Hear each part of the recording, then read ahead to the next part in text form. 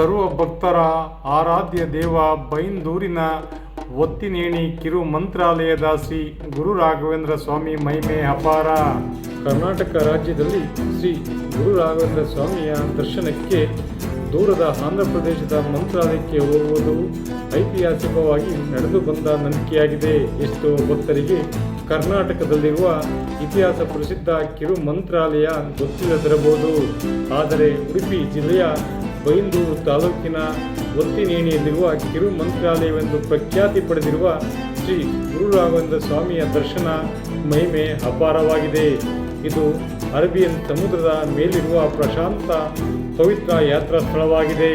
ಒತ್ತಿನೇಣಿಯ ಪವಿತ್ರ ಪುಣ್ಯ ಸ್ಥಳದಲ್ಲಿರುವ ಕಿರು ಮಂತ್ರಾಲಯಕ್ಕೆ ಭಕ್ತರು ಆಗಮಿಸಿ ಸ್ವಾಮಿಯ ದರ್ಶನ ಪಡೆದು ತಮ್ಮ ಕಷ್ಟ ಕಾರ್ಪಣ್ಯಗಳನ್ನು ಸ್ವಾಮಿಗೆ ನಿವೇದನೆ ಮಾಡಿ ಹರಕೆ ಸಲ್ಲಿಸಿದರೆ ಸಾಕು, ಅವರ ಸಕಲ ಸಂಕಷ್ಟಗಳು ಪರಿಹಾರವಾಗಲಿವೆ ಎಂಬ ನಂಬಿಕೆಯಿಂದ ಅಪಾರ ಭಕ್ತರು ಇಲ್ಲಿಗೆ ಆಗಮಿಸಿ ಪೂಜೆ ಸಲ್ಲಿಸುತ್ತಾರೆ.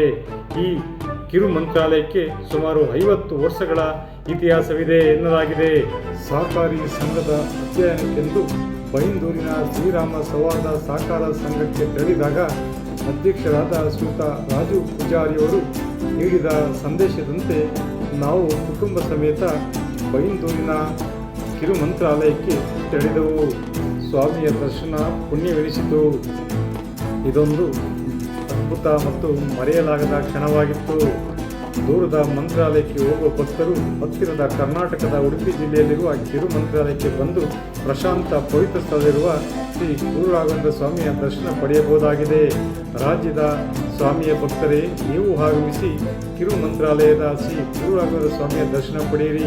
ಸ್ವಾಮಿಯ ಕೃಪೆಗೆ ಪಾತ್ರರಾಗಿ. ಸರ್ವರಿಗೂ ಕಿರು ಮಂತ್ರಾಲಯದ ಶ್ರೀ ಗುರು ರಾಘವೇಂದ್ರ ಸ್ವಾಮಿಯ ಕೃಪೆ ಇರಲಿ. ಈ ಸಂದರ್ಭದಲ್ಲಿ ಕಿರು ಮಂತ್ರಾಲಯದ ವಿಶೇಷತೆ ಕುರಿತು ಕಿರು ಮಂತ್ರಾಲಯದ ಮುಖಂಡರು ಮಾತನಾಡಿದರು. ವಿಶೇಷ ವರದಿ ನಾಗನೂರು ಎಂ ಶಿವಕುಮಾರ್, ಮಾಮರ ಮೀಡಿಯಾ.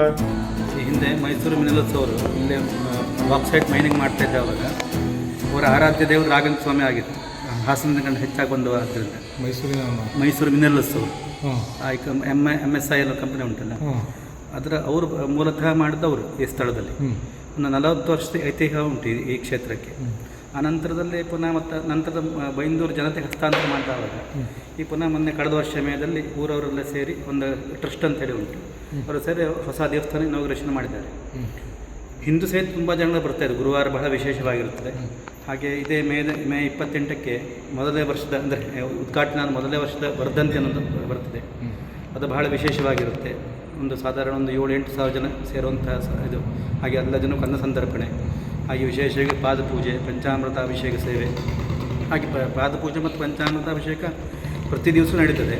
ಪ್ರತಿ ದಿವಸ ಕೆಲವೊಂದು ಸಮಯದ ನಿರ್ಬಂಧತೆ ಉಂಟು. ಉಳಿದ ದಿವಸ ಬೆಳಗ್ಗೆ 10 ಗಂಟೆ ಒಳಗೆ ಬಂದರೆ ಪಾದಪೂಜೆ ಸೇವೆ ಎಲ್ಲ ಆಗ್ತದೆ. ಗುರುವಾರ ಮತ್ತು ನಿರಂತರವಾಗಿ ಮಧ್ಯಾಹ್ನ 1 ಗಂಟೆವರೆಗೆ, ಬೆಳಗ್ಗೆ 8:30ಯಿಂದ ಮಧ್ಯಾಹ್ನ 1 ಗಂಟೆ ನಿರಂತರ ಪಾದಪೂಜೆ. ಹಾಗೆ ದೇವರ ಭಕ್ತಾದಿಗಳ ಸೇವೆ, ಮಂಗಳಾರತಿ, ಅಂದರೆ ಭಕ್ತರು ಏನು ಸೇವೆ ಹೇಳ್ತು ಅಂದರೆ ಇಲ್ಲಿ ಏನು ವ್ಯವಸ್ಥೆ ಉಂಟು ಆ ಸೇವೆಯಲ್ಲಿ ಚಾಚುತಪ್ಪದ ನಡೀತಾ ಇರ್ತದೆ. ಹಾಗೆ ಹನುಮ ಜಯಂತಿ ಅಂದರೆ ಬಹಳ ವಿಶೇಷ, ಆಂಜನೇಯ ಮುಖ್ಯ ಪ್ರಾಣದೇವರಿಗೆ. ಹಾಗೆ ಆ ದಿವಸ ಸಹಿತ ವಿಶೇಷವಾಗಿ ಒಂದು 5,000 ಜನ ಸೇರ್ತಾರೆ. ಆ ದಿವಸ ಪ್ರಸಾದ ಸೇವೆ ವಿನಿಯೋಗ ಎಲ್ಲ ಇರ್ತದೆ. ಹಾಗೆ ಪ್ರತಿ ಗುರುವಾರ ಸಹಿತ ಒಂದು ಹೆಚ್ಚು ಕಡಿಮೆ ಒಂದು 2,000-3 ಸಾವಿರ ಜನ ಸೇರ್ತಾರೆ. ಅದು ಗೌರ್ಮೆಂಟ್ ಹಾಲಿಡೇ ಇದ್ದರೆ ಇನ್ನೂ ಜಾಸ್ತಿ, ಒಂದು 5ರಿಂದ 5, 6,000, 7,000. ಒಂದು ಯುಗಾದಿಗೆಲ್ಲ ಒಂದು 8-9 ಸಾವಿರ ಜನಕ್ಕೆ ಸೇರಿದ್ರು. ಹಾಗೆ ತುಂಬ ಹೊನ್ನಾವರದಿಂದ, ಮುರುಡೇಶ್ವರದಿಂದ, ಕುಮಟಾದವರೆಗೂ ಬರ್ತಾರೆ. ಆ ಕಡೆಯಿಂದ ಹೆಚ್ಚಾಗಿ ಅಂಕೋಲ ಬರ್ತಾ ಇರ್ತಾರೆ. ಅಂದರೆ ತುಂಬ ಮಹಿಮೆ ಉಂಟು ಇಲ್ಲಿ. ಏನು ಬಂದ ಭಕ್ತರು ಏನು ಬೇಡ್ಕೊಂಡಿದ್ದಾರೋ ಅದೆಲ್ಲ ಸಹಿತ ಏನು ಆ ರಾಯರಿಗೆ ನನ್ನೂರ್ತ ನಾಮೇನುಂಟು, ಭಜತಾಂ ಕಲ್ಪವೃಕ್ಷಾಯ ನಮತಾಂ ಕಾಮ. ಹಾಗೆ ಏನು ಎಷ್ಟೋ ಜನ ಉಳಿತುಕೊಂಡವರು ಇದ್ದಾರೆ, ತುಂಬ ಜನ ಉಳಿತುಕೊಂಡವರು ಇದ್ದಾರೆ ಇಲ್ಲಿ ಕ್ಷೇತ್ರ ಬಂದು. ನಾವು ಹೇಳೋದಕ್ಕಿಂತ ಅವ್ರ ಬಾಯಲ್ಲಿ ಕೇಳಿದ್ರೆ ಚಂದ. ಅಂದರೆ ಯಾವ ವಿಷಯ ಸಹಿತ ಅತಿಶಯೋಕ್ತಿ ಇಲ್ಲ ಇಲ್ಲಿ ನಾವು ಹೇಳಿದ್ರೆ. ಅಂದರೆ ಎಷ್ಟೋ ಜನ ಒಂದು 7-8 ಸಾವಿರ ಜನ ಸೇರ್ತಾರೆ ಅನ್ನೋದು ಸುಮ್ಮನೆ ಅಲ್ಲಲ್ಲ, ಅಂದರೆ ಅವರ ಮಹಿಮೆ ಅಲ್ಲ. ಒಂದು ಮಂತ್ರಾಲಯ ಟೈಪ್ ಕರ್ನಾಟಕದ ಮಂತ್ರಾಲಯ ಟೈಪ್ ಆಗ್ತದೆ. ಆರಾಧನೆ ಅಷ್ಟೇ, ಆರಾಧನೆ ಬಹಳ ವಿಶೇಷವಾಗಿ ಆಗುತ್ತೆ. ಆರಾಧನೆ ಮತ್ತು ಗುರುಪೂರ್ಣಿಮೆ, ಆ ದಿವಸ ಸತ್ಯನಾರಾಯಣ ವ್ರತ ಮತ್ತು ವಿಶೇಷ ಪೂಜೆ ಎಲ್ಲ ಇರ್ತದೆ ರಾಯರಿಗೆ ಗುರುಪೂರ್ಣಿಮೆಗೆ. ಹಾಗೆ ಕೆಲವು ಚಂಪಾಷಷ್ಠಿ ದಿವಸ ಅಷ್ಟು ನಾಗನಿಗೆ ಒಂದು ವಿಶೇಷ ಪೂಜೆ ಅಂದರೆ ಪರಿವಾರ ಇದರ ಹಾಗೆ ಪ್ರತಿ ಶನಿವಾರ ರಂಗಪೂಜೆ ಸೇವಾಗ್ತದೆ ಮುಖ್ಯ ಪ್ರಾಣದೇವರಿಗೆ ಪ್ರತಿ ಶನಿವಾರ ರಂಗಪೂಜೆ ಅದು ಬಹಳ ವಿಶೇಷ. ಅಂದರೆ ಏನು ನಮ್ಮ ಇಷ್ಟಾರ್ಥಗಳೇನಿದ್ರು ನೆರವೇರಬೇಕಂತಂದರೆ ಆಂಜನೇಯ ಸ್ವಾಮಿಯಲ್ಲಿ ಸಹಿತ ಮಾಡ್ಕೊಂಡು ಅದು ಸಹಿತ ಆಗ್ತದೆ. ಪ್ರತಿ ಶನಿವಾರ ಇರ್ತದೆ, ಬೇರೆ ಭಕ್ತಾದಿಗಳು ಪ್ರತಿ ಶನಿವಾರ. Okay, thank you sir. Thank you. ನನ್ನ ಹೆಸರು ನಾಗರಾಜ.